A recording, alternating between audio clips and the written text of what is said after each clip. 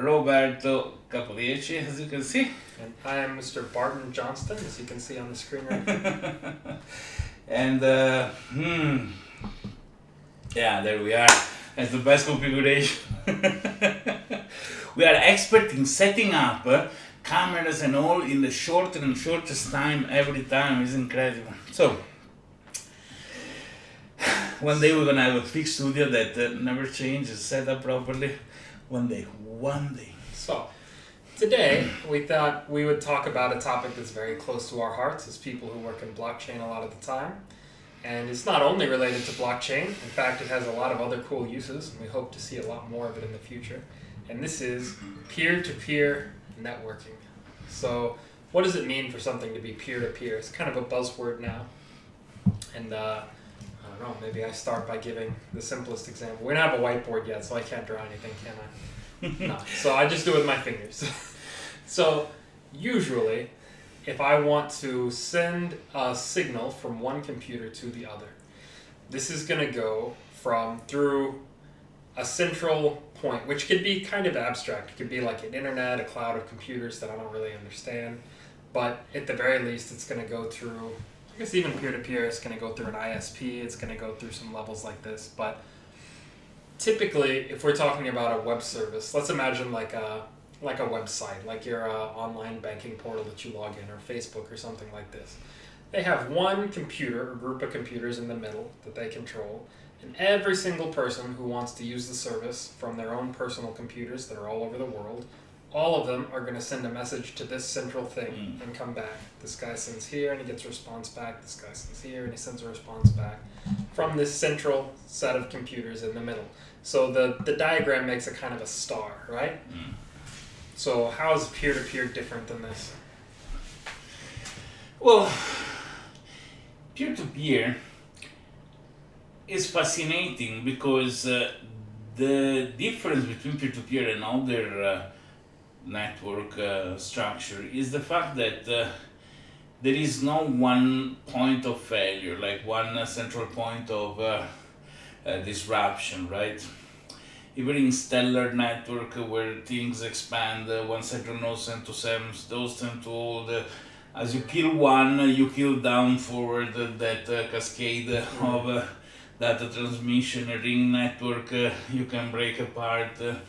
Peer-to-peer network, any node can connect to any other node. So until the nodes can see some other nodes, at least they can propagate to potentially the rest of the nodes, whatever message intends to propagate. That's as if coming to an analogy with people living in several villages. They have a messenger. They go from a village to another to bring information. That's a kind of network where if you kill the messenger, the message doesn't propagate to the next village. While in a place where everybody travel from a village and another and meet people on the road, and whoever they meet, they send a message, there is higher probability that the message goes around. There's promise in this analogy, and I try to modify it a little bit. Sure, because it just came out like this now. So imagine that you have a place where you have a big city in the country, right? And all of around this big city are lots of other little villages and townships and things like this. Now imagine the way the internet works with major, say like messaging services and most online applications, is that if I want to send a package from one village to another village, this package has to go through the big city and get routed to that other village. And if that village wants to send the package back, then it has to get routed through the big city and come back to my little village. All of the routing is in this big city. Now, if the big city is having riots, or if the big city is having some kind of failure of the central infrastructure for how to ship packages, all of the villages have lost the ability to send information and things back and forth between each other. But if each of the villages takes upon itself to have a little bit of the infrastructure that it needs to send a guy or some packages to another village and come back, first of all, the trip is shorter, because maybe he can go straight there. Occasionally, I move this way, occasionally, if the city's in the middle, one village is here and the other village is up here, and it takes about as much time to go between both. But I'm really messed up looking at myself in the mirror. But many times it's even faster and cheaper to go directly between the two villages and not ever touch the big central city. And you remove a kind of independence as well. Well, not only this makes route shorter sometime, but it makes a central place less busy. Because if there is a single big city that has to handle all the packages that go from any village to any other village, you need a very big infrastructure there. If every village only manages the package from and to their own village to some other, and they have people going around, they have less need of an infrastructure and quantity of data because they distribute the work among. Obviously, the total amount of people within all the villages is going to be more than the one that is in the central city, but the advantages on the other hand are that even if one village suddenly their office goes in fire or whatever, they can always rely in the other villages to go collect package and distribute and bring them somewhere else. So this is exactly the kind of benefit that we get from peer-to-peer networking. There's a lot of arguments to be made from it, but there's also things that it makes more difficult. And so going back to the same analogy about all the villages around the big city, there's a reason that the people in the big city might want all of the packages to come through the big city. For example, maybe they want to give a quality control because they need the shipping to go a certain way. Certainly they want to collect information. They want to know who's sending a package to who and at what time, and they want to keep a record of this in case that information needs to go to law enforcement, in case it needs to go. They need to understand which of the villages need more supplies on average so that they can choose, how to shape the laws, and they can choose. There's many reasons that they want to keep this information in one place. But where peer-to-peer comes in is that mostly because if the major of the central city have a fight with the major of one village, can cut off the village from sending and receiving packets from anybody. Absolutely. Right? The interests of this central planning body that orchestrates everything may not be the same interests as the individual villages that need the services provided by the city. And that's why we choose this model. We're interested in this model in computer systems because in many cases it's the same. Say we take a nameless social network invented by a nameless guy. This network has in its interest that it wants to collect every piece of data about every person's life that reports through it, and would very much love if they could force it to happen that people don't even have the power to communicate with each other off of its platform, so it collects every little drip of data which it's able to monetize one way or other. It loves the ability that when somebody acts or speaks in a way that it doesn't like, that it can completely exclude them from the network. And the fact that as more and more people depend on their central place on the internet to move this stuff for their daily life, that power to cut somebody out of that space is an increasing power over the lives of those people, and they like to accumulate this power.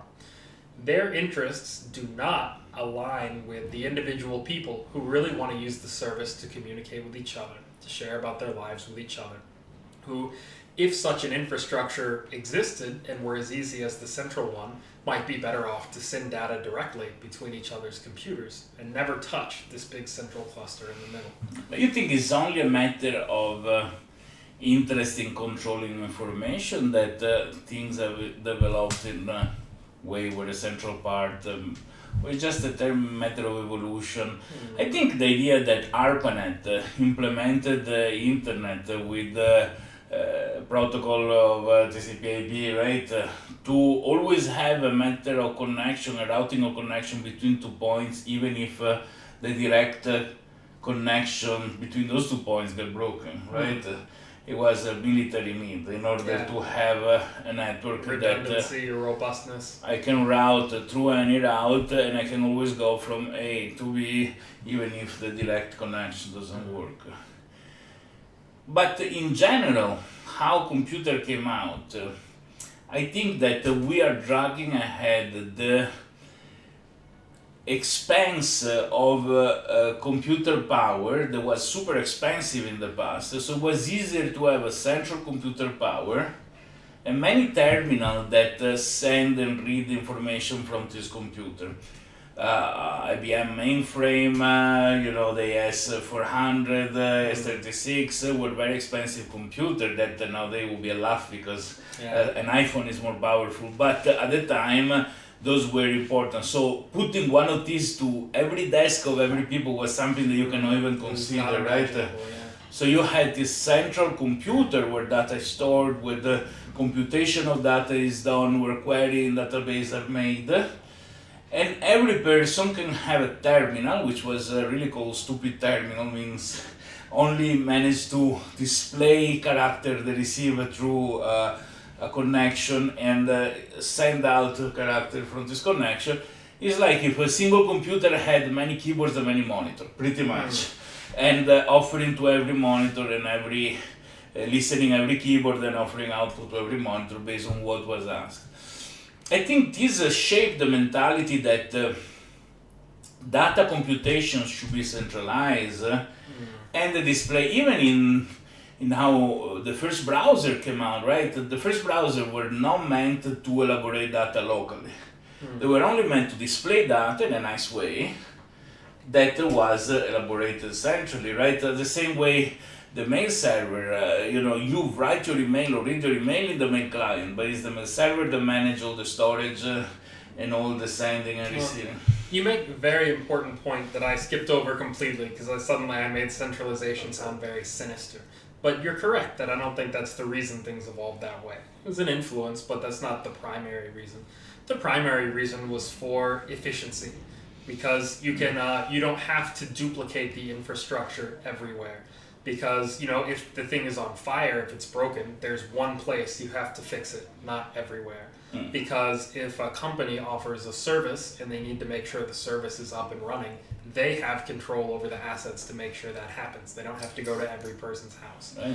And because you get an economy of scale, because it's cheaper to buy 1,000 computers, like per unit, it's cheaper to buy 1,000 computers than it is to buy 10 computers. And so, when they place orders in bulk, when they run things in data center, when they share the costs across all these things that individual people would have to duplicate, it becomes cheaper overall. And so these are the reasons I think that things evolve in a centralized direction, because reducing the redundancy in the resources needed actually makes it more feasible to implement it first. But now we're starting to enter a condition, like Roberto mentions, that the redundancy of resources is starting to be there de facto. The computers sitting on people's desktops or their laptops now are computers that are 10,000 times more powerful than a few decades ago when they started to build this infrastructure. And Barton check is exactly 10,000, not 10,001 or 9,999. Is exactly the computer in your desk. So the one only 10% of statistics are made up on this class. So, but yes, it's a large fold more powerful than you had in the past. And so, in the past, like we said, it was ridiculous to believe that individual people would have the computing power, even added between all of them, to run the whole service. But now it's not so difficult to imagine. When you're talking about things like sending messages, a computer can process, save, and redistribute a message in a couple of milliseconds, And so it's not difficult to imagine, say, a messaging protocol which goes peer-to-peer between people's individual computers. And I will tell you more. Not only the shift of this centralization is due to an evolution on the computer part, because while the growth of speed in data processing is not directly proportional in the growth of speed of data transmission. Data transmission grew, but not as fast as data processing. So it became cheaper and cheaper to process the data locally than centrally. There are only particular situations when it's cheaper to process data remotely, because there are particular things like new kind of processing that require a particular hardware that only few people have with think about neural network or Right. machine learning process. In the case, for example, when you talk to your phone, the analysis of what you said is not on your phone. It's the audio is sent remotely to a server that has a huge power that can provide very fast an analysis of your voice, translating it into text and a command. Maybe in a few years it's gonna be more economical to process the analysis locally in the phone because there is a chip that has this capacity already preset, rather than sending and receiving back, making the phone autonomous even without a connection to write what you dictate. At which point- But on the other side, it's also true that there is an interest that is not directly connected to economy of data processing in collecting. Probably, when the audio is processed even on your phone, they're still going to send the processed result back to the central server because they want to know the statistics of what people have said. To send the advertisement relating to the etc. etc. But still, it is.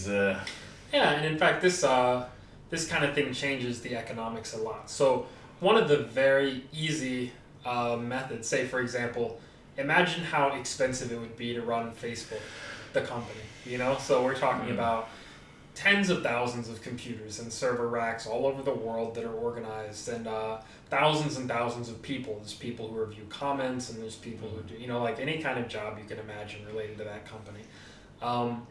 And on top of that, you know, the value on the stock market is ridiculous. So, but not a single person pays to use Facebook. You never put your credit card, anybody who wants to create an account, even if you want to create 10, is against the rules, but try it, you can.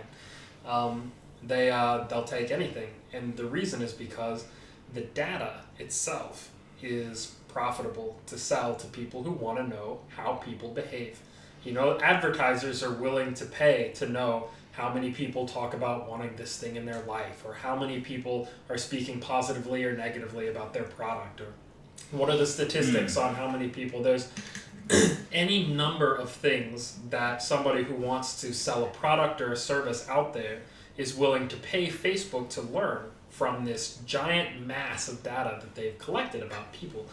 And they do sell it that way, and that's how they pay for the entire service. And in that way, every single person who winds up on the platform is actually generating money for them. You don't pay for it directly. No. You pay for it by exposing the real details of your life. This is a very common point of discussion. And not to After say all, positive or negative. there just is to say- no obligation to use Facebook. Nobody is pointing a gun on your head that you have to use it.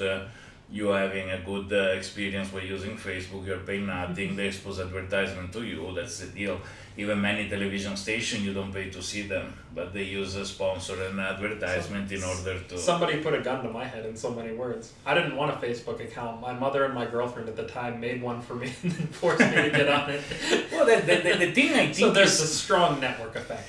Now we are going a little bit out of the subject of peer-to-peer with this, but in I terms was of gonna data read it. collection, Go ahead, no, something that scares me about the mix of technology that are used when collecting and analyzing data is that you may not have a Facebook account and at the same time being totally tracked down, because by biometrics, every time you appear in a picture posted by somebody else, you are located with the geolocation data inside the photo.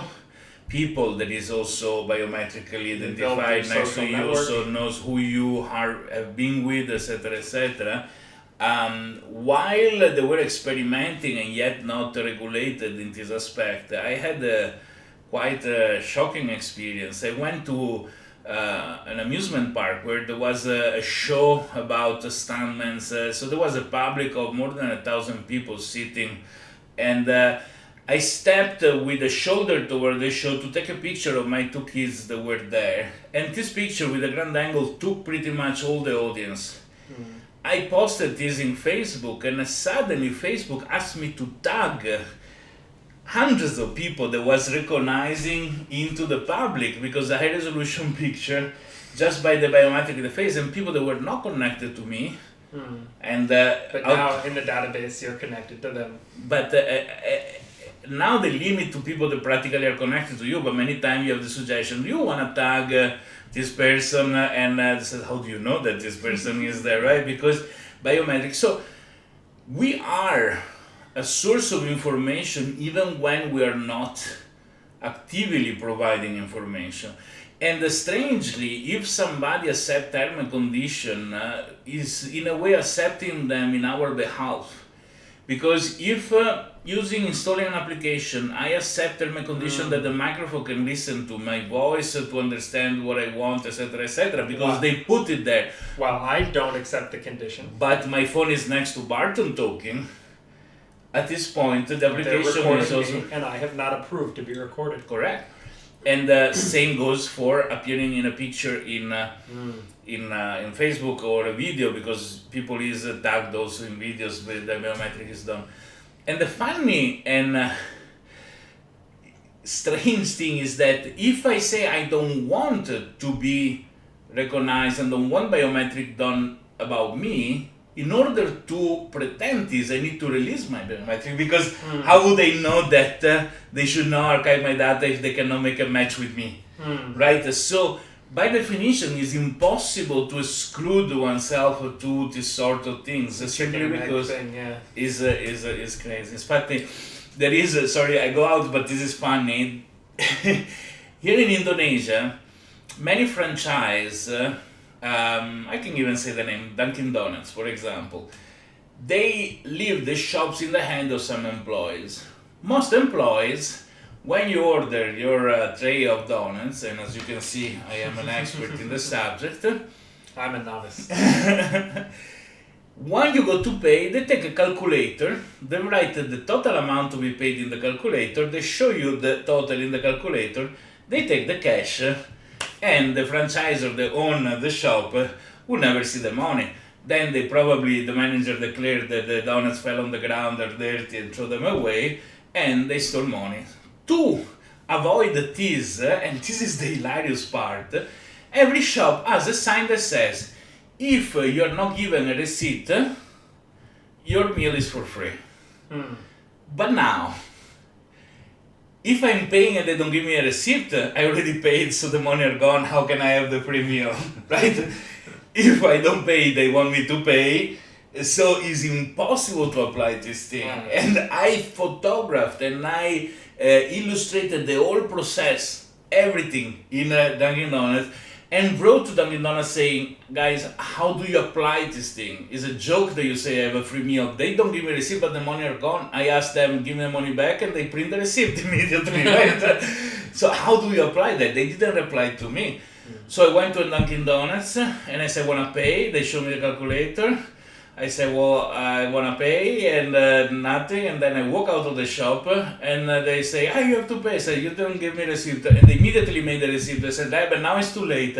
But it's a receipt that you don't pay.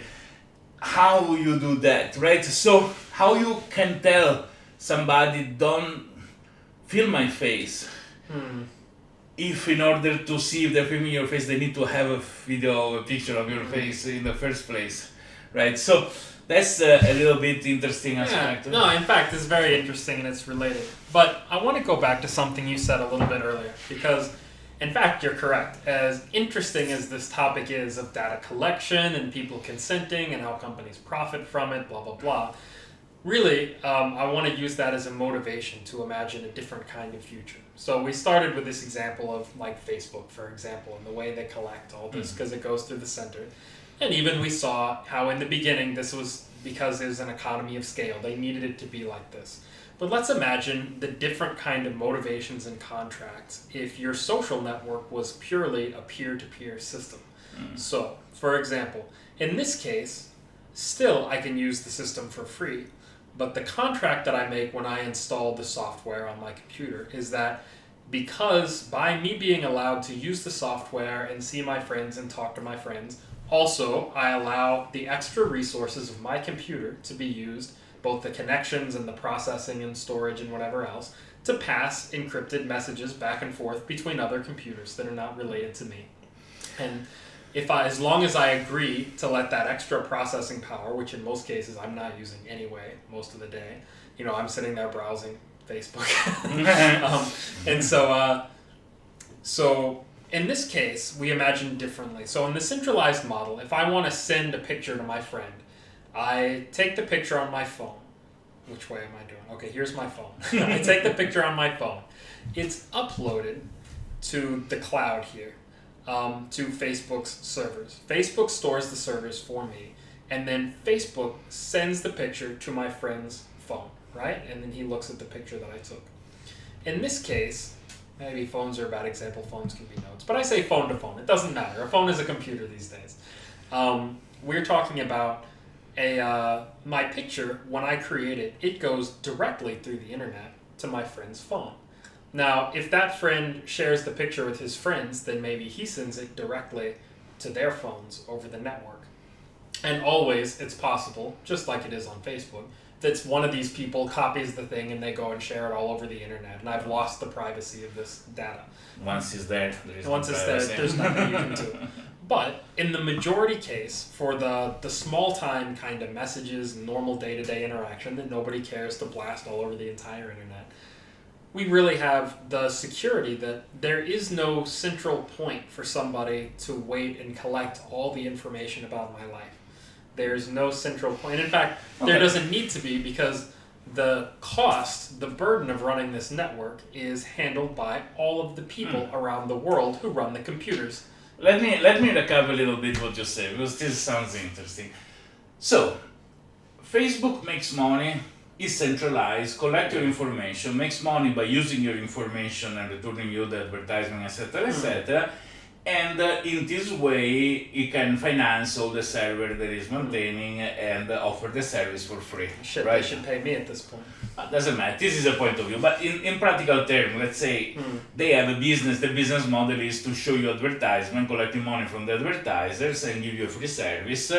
And to give this service, they have a lot of expenses, which is a lot of personnel, a lot of servers around. Okay. Yeah.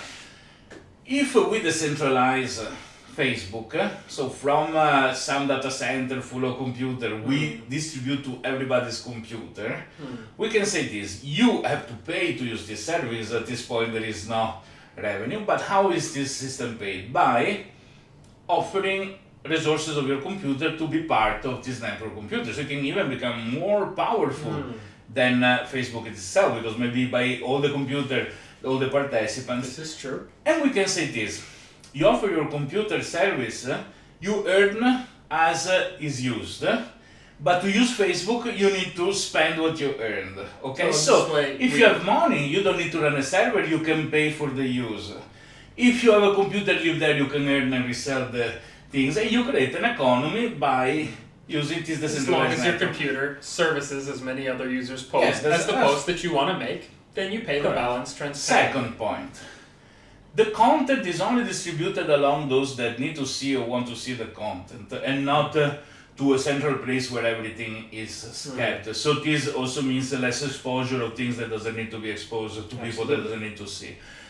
There is an interesting point that is because there is no central moderation, people start posting horrible content. And how can I defend myself from being exposed by this thing? But the decentralization means also that I can choose whose content I see. So if my brother is attached and is posting, I can block my brother at that point. Let's talk a little bit more in detail about that. Because one thing is important, I do believe, and is that Facebook has a central point of censorship, moderation, which sometimes makes sense, other time not. There is a lot of discussion. And lately there has been a situation where the President of the United States moved an observation that in my opinion is very true, which means that the responsibility of what you say belongs to you in the moment that nobody modify, block or censor what you say. In the moment that somebody takes responsibility to reprint what you say, it means go through their moderation approval, they become responsible of what they publish. So a system like Facebook can either be a place where they re-propose, let's say I write a very nasty email to somebody else, the mail server is not responsible because they don't censor my emails. But in the moment that they do, they become responsible what goes through that. This part is so important that I want to explain it again. Please. So this executive order that's just been issued in the United States, I think we both think is extremely important because it draws this distinction, which is these internet service companies that allow people to talk to each other, like Facebook, are considered platforms, and as platforms instead of a publisher or an editor. So if I were a publisher and I ran a news website that decides what to type and decides what to show the readers, then now I'm responsible for the stuff that I publish on my website. If I defame someone, if I post illegal content, anything like that, the law enforcement comes to me. The court cases come to me. But in the early years of defining the internet, when we started to have forums and we started to have other ways for people to communicate, the laws were made intelligently enough to recognize that sometimes an online service is not a publisher of every word that appears on its website. It's a platform for other people to freely interact with each other. And the person who operates this website is not responsible for the words that each person says to another person. To give a small example, if I pick up the phone and I call Barton and I tell Barton you're ugly, is my responsibility, not the phone company responsibility, because they convey the message. They have no means to, in theory, to intercept or to prevent the message. Okay, so the point is this: the same with publication. If I write a letter to a newspaper that says Barton is ugly, I don't know why, and the newspaper published the letter, they can say that's opinion of Roberto, but they decided to publish the letter they shouldn't have published, so they are responsible, at least co-responsible with me. If I print a flyer and I put it around the city, I am the only responsible person, because I published this without the need of anybody consent or approval. The company who makes the printer is not responsible. Exactly. So we have this distinction between what makes you a platform on which, or a tool or a service that people use to communicate with each other, and those people who communicate are the responsible parties, or you are the one who chooses what to publish and you're responsible for what you publish. So the argument goes like this.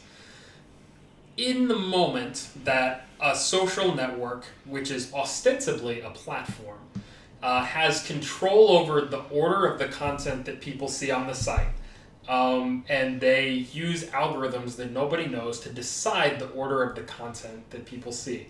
They have the power to block or censor any speech that goes on the website, oftentimes inconsistent with their own stated terms and conditions and with no explanation given. They have the power to add commentary, or these things called fact checks or related articles or things like this, where they deem it's appropriate. And they have all these powers to control what somebody actually sees when they go to the website. At this point, or let's say, at what point does that constitute editorial control? In the sense that if Facebook has the power to block one message that they say somebody said something bad and it's their responsibility to block that message, in principle, that means that every other message that hasn't been blocked by the platform was approved, one that they reviewed and one that they approved as speech on the platform. And in the moment they have the resources to approve every message that goes out and that they show to people, they're responsible. But normally, in the moment that I cannot control what I see in my timeline, but they choose what I see in my timeline, Correct. Surely they're responsible about what I see in my timeline. If I don't see that was my friend's birthday because they don't publish in my timeline, and I don't say happy birthday to my friend, I blame Facebook, right? At a certain point, because I expected to see it between the newsfeed, because it's a newsfeed I consider. And if I had a way to set what I can see, I would have set it to see. So the end of this brilliant argument goes like this. Because ostensibly a platform like this has such a wide degree of editorial control, which was never intended to be protected from responsibility by this little clause that says, if you can't check every comment, like maybe those people have their own freedom of speech on the platform. In the moment they've proven that really they can review everything, censor everything, even if it's with the help of algorithms, and they decide what you're going to see, they are the publishers, they are the editors, and they bear legal responsibility for what winds up on the platform. Now, this forces a social network into one of two options that they can do. One, the option that they don't want, is they can accept this status and say, yes, I'm a publisher, Yes, I'm the editor of everything that goes on this website. In which case, they're immediately bombarded into oblivion by 10,000 lawsuits from people who said, little user X defamed me, and now I'm going to sue you for publishing his defamation of me. Choosing that option effectively obliterates them as viable companies. Now, the second option that they can choose is to be more conservative about which pieces of speech they block, more conservative about how they reorder the posts, and so they really honestly fit into the definition of a platform that people use to communicate with each other. But at this point, they should not censor anything, which means... In fact, the law gives the section of the law that they're abusing is one that gives a special permission that they say, so despite this platform protection, there's certain kinds of things that you're allowed to block people saying. So like if it's especially violent, if it's pornographic, they give a couple of examples of things that are clearly abusive, and they say you can remove these things from the site as long as they fit within this tight category and as long as it's clearly in the public good that they're removed. And so the argument here is that social networks have now abused this tiny little clause, this tiny little part of the law that protects them to delete the most obscene speech, to do censorship of political opinions, to do censorship of political authors, like people who are important, who aren't violating any of the terms that could be related to this law. So they're going to block in YouTube this video because... They can. They can, under the current interpretation of the law. They could say that we... have an opinion, whatever it is, but, in theory, there's still a platform, even though they choose to prevent us from saying these things. So they say the ugly one is Roberto in truth. There was fake news containing this video. And I put a little banner under the thing. And they will censor us. Okay. So yeah, and now let's think that Facebook gets decentralized at a certain point, okay? Which means that there is no more central body, central control, and as any other blockchain or peer-to-peer system, once it's set in motion, nobody has a power to change things, right? So we will have this thing that we open, this special browser that doesn't go in the internet, but goes in the peer-to-peer network, and start collecting information from different nodes based on where I need to see information, which probably is encrypted, but I have the keys to the crypt because this is my friend, so he shares the decryption key with me. And I start looking at a timeline of content that I choose to, and I'm being authorized to see, right? I can see messages that are going to be encrypted with the same keys, for example, and at this point, I see something I don't like. So I want to block somebody that is stalking me or something like this. I can do it, and when my special browser connects, it's gonna stop from. So it changed my encryption key, let's say, and then distribute it only to the people that I. If I block someone on Facebook right now, I send a message to Facebook servers that says, "Hey, this guy, don't send me any messages from this guy. Don't show me any posts from this guy." And when I try to get in the camera, and when Facebook actually sends me the news feed, it sends me the content on their central server side, they filter out the stuff that comes from this guy. So the change that we're talking about in the peer-to-peer network sense is that now it's only a setting inside my browser, inside my computer. So the social network, if that guy wants to send me a message, still he can send data across the network to send me a message, but my device is not going to show it to me because I've chose to block that guy. And it doesn't need a central party to manage the censorship. I can set up what I want to be censored for me directly. You can put keywords that if they're contained, you're no. You don't have to put, And there's a lot that you can do with this. And it doesn't have issue with long video streaming and things as they're going to be distributed as is needed, I guess. Correct. This is a service that's provided by the different nodes. So video streaming is going to send packets through a lot of different nodes on the network. Now, it's like when we started watching a movie that we're downloading, we never did, but I heard my cousin saying that. I also have friends of friends who had illegally downloaded a movie once. Bad people. So, we run into it, but I want to go back and address one more thing on this that we got to before we talked about the cool new EO from the United States, which is there's another reason that a company might want to centrally control all the information that passes through it, which you hinted at. And we talked about some. There's two sides to it. One is that the law enforcement might want access to all the data that goes through to conduct legitimate criminal investigations. So if someone is sending child pornography, if somebody is sending, like trading in illegal drugs or weapons or human trafficking or any of these kind of things, law enforcement might want to have access to the communications between these people in order to prove that they're committing crimes and actually prevent the crimes from happening. And depending on how much you trust at the law enforcement agency, any given agent on any given day, this is a positive public service that they're able to perform by access to this information. In many cases, we know from Edward Snowden, they have demanded and forced the back doors to be opened in many of these big companies to let them in for whatever reason they deem fit.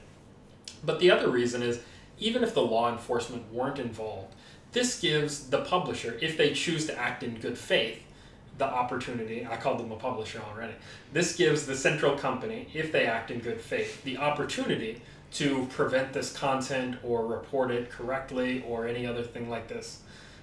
So this is one of the things that when we move from a centralized company that can really be a legally responsible party in this case, and instead we split it into a decentralized network that runs on 10,000 computers around the world, or say 1 million computers or 1 billion computers if you're the size of Facebook, then at that moment there becomes no economical method to go and notice every piece of illegal speech, to notice every piece of people using the platform for drugs and crime. It's impossible. So they're going to make it illegal. I wonder if the evolution of information technology wasn't going through a centralized distribution to a lot of stupid terminals, but was actually distributing from the beginning. It couldn't have done, but if it was like this and the world evolved in that way, where mesh network are the only connectivity mechanics that there are, and there are only long bridge that are offered by We didn't even touch on mesh networks. That's for another video. Oh my god, that's so important. I wonder if there will be there will be complaints about the decentralization means to control or monitor or censor, and people will call for a centralized solution to... I think in many cases they would. I think, and this is a little bit in the condition we're in right now. So in one way, we're finally approaching having the capacity to run to totally decentralized services this way, which didn't exist before. But that was never the only reason that they were centralized. And I think a lot of people say, we see this with Bitcoin and cryptocurrency right now. This exact same argument applies that we're talking about in the social network sense, which is that on one hand, all of your money moving through this network of banks, who are these gigantic legally responsible parties, in theory, means that the government, the law enforcement, the banks themselves can enforce that people are following the laws, they're following the rules, they're treating each other honestly, and things like this. Whereas, if you really had, which you now do, a global network where people can anonymously, quietly, individually trade currency to each other for any reason that they want, and there's no way for anybody to step in and block it, and there's no way for anybody to see all of it, then they can do with it whatever they want, and it's kind of a wild, wild west. It's the ultimate, it's a forced laissez-faire government. There's the people themselves take the power away from the central authority, and in so many words, it's anarchistic. They call themselves crypto anarchists, right? The very original Bitcoin people, that was the whole idea, is that it's better that we decide amongst each other what we're allowed to do than that we allow some central party, which may or may not be corrupt or moronic or whatever else, to decide what we're allowed to do. Are people so intelligent and ready and equilibrated to do this, or people need guidance? Anyway, even in the decentralized mechanics of a social network, there will be somebody producing the box that people need to keep at home. There will be somebody creating the standard for which you connect to it. There will be, You still have the capacity for what we learned about a few videos back, if you were paying attention, that we called a common mode failure, which is that even if there's 1,000 computers around the network, you know, that are run by individual people and have never touched each other, in the moment that all those computers were produced by the same person in the same factory that installed the same basic software, then that becomes the central point from which you put the little bug that listens into what everybody's saying and reports back to the central server. So on this basis, the most difficult aspect of decentralization of peer-to-peer is that the technology has to grow in a decentralized manner, right? So it has to be really open source, really contributed by many, really approved by many, hoping that these many have in effect the capacity to correctly implement and approve the right thing. And they're not being corrupted by a central party that wants to corrupt many in order to achieve. I mean, for example, in Linux itself, there has been cases that have been found out that the developers team been forcefully put backdoors and things in the code, which resisted for a while, then they've been found out and discovered. And seems that some government entity was behind pushing them or forcing them. It's so important to note. This is one of the things I think Edward Snowden gave us the greatest gift that any democracy-loving person could give, which is he spilled the beans on all of the kind of data collection that the United States government is doing, which is not just relevant to people in the United States. They vacuum up everything. Like most of the major internet service providers things are hosted in the United States, like 80 or 90% of them, because that's where a lot of the development of the internet infrastructure happened. And so anything that passes through the United States, they have access to, which turns out is almost everything. So really... To make it clear, even emails sent between Syria and Afghanistan most probably goes through the United States. And so this, really, this thing that nobody understood, in fact, people who claimed this before were ridiculed as conspiracy theorists for suggesting that the government was secretly collecting all the data. I would never do that. No, we saw directly that Apple, the CIA or NSA, I guess, the NSA approached Apple and they said, we need you to build this backdoor to let us search through all your user records. And Apple said, okay, and they never publicized it. They approached Google and they said, hey, we need you to build this secret backdoor for us, and Google's engineers went and did it, and they never told anybody. They approached It's not because Microsoft. they accomplished it, but because if they don't, they get sued, they get in big trouble, and they cannot even complain publicly about it. This particular this was one tiny facet of the stuff that Snowden released. This particular program was called the PRISM program. Because they used the analogy of like a prism of light, right? That you have all of the different major providers of user services are like rays coming into this prism, right? And this prism then gives the one pure light, which is actually a prism works the other way. But anyway, in their analogy, it means that all of the different shades and colors of types of user data that's available, they collect in one place where they can search for anything, and collect it and keep it in perpetuity in that gigantic mirror-looking building in Utah. I had an appointment yesterday, forgot about it, and NSA called me and reminded me too. And in fact, this has come up a couple of times. Now that the Snowden things have been revealed, there have been cases. I think there's one case where a guy had deleted some text messages that he said in court were going to prove him innocent, and the court said, well, you can't produce the text messages and you must be guilty. And this guy had read up on the Snowden stuff, and he says, the NSA has those text messages. They should come and produce them to prove me innocent. I don't remember how it resolved, but it's a valid question. As long as they have the real copy, should they? But anyway, so this is the real. I think, like we talked about in several of our videos so far, this is the big question of our era. Is decentralization inherently comes with a certain amount of anarchy. These things in our life that police and laws are able to control, it's only possible to control them because they're organized through central points where police and law can apply pressure. Let's make a difference. It's not removing the law enforcement the possibility to investigate somebody. No. What is removing is the possibility to do mass surveillance, which is different, okay?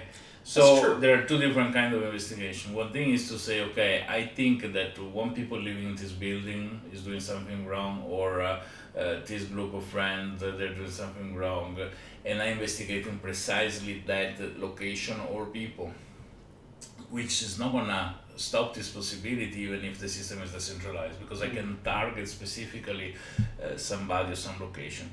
What I cannot do is that is the word bomb being mentioned by anybody in this country?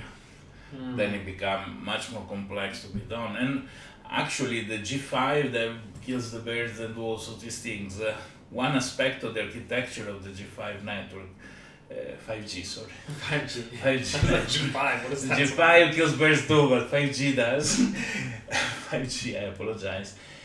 Is the fact that the network structure is very similar to stellar mechanics, for which Decentralized. is quite decentralized. Not as much as a peer-to-peer network, but close. And the interception, the detail of, for example, listening a call that happened between two people in the extreme area of the geography of the 5G will be impossible. Metadata goes up to the center because else billing will be impossible. But the listening has to be very targeted, cannot be mass surveilled. And that's why there is also antagonism between several parties from... You would never expect that these parties who would like to surveil everything are actually percolating up some of the conspiracy theories about 5G Exactly. to get the public to use the other networks because those are easier for them to This collect is data a on. theory, but they probably drop a lot of that bird from an airplane in order to an expert antenna. And then they do the chemtrails and all those other things, which we obviously are just joking about. But in practical terms, I mean, personally, I do for work, consulting in this sort of things, and doing mass what is called lawful interception or lawful Yes. monitoring. Lawful because it's authorized by law. This is true. That A decentralized system will make it only targeted but not mass, which still I do believe. the already the law enforcement has power over. They can go and listen to the stuff that happens on your Wi-Fi network with a van outside your house, and they can figure out stuff that comes out of your router. They might have influence over the software on your computer. If they need to target a single person, they haven't lost that many tools to do that. No, It's just actually, the they mass will not. collection. Consider something. 50 years ago, there was no such thing like mass monitoring. It was even phone company were decentralized, It's and impossible. then There's no way to store all that data. and also to arrive, there was no single cable that transport all the data, even if there was the chance to store. Even storing is still a problem today. That's why they filter and they only say what is important. But it was very decentralized. 50, 60 years ago, when you make a phone call outside a certain area, you need to go through an operator because physically there was no direct connection, no central point. And when they wanted to listen to somebody, they pretend to be the technician and they put a small microphone in the switch of your light that is powered, and and they listen via radio next to your house. This thing can work today perfectly as it been working 50 years ago. We mistakenly produce means for surveillance that was above the necessary. Yes. So already cell phone give away a lot of information, even if they are not smartphone, because they connect to tower, they leave a trace, and it's been very useful. There has been a robbery in a bank, which is a cell phone that was in front of the bank many times, because they're monitoring the place. An homicide, you can solve this investigation with a set of extra information compared to what you had years before. But when the mass of information goes to a level that is insane and is all centralized, we arrive to a point that is crazy. Exactly what Edward Snowden promotes. It's risky in every term, right? In terms Absolutely. of.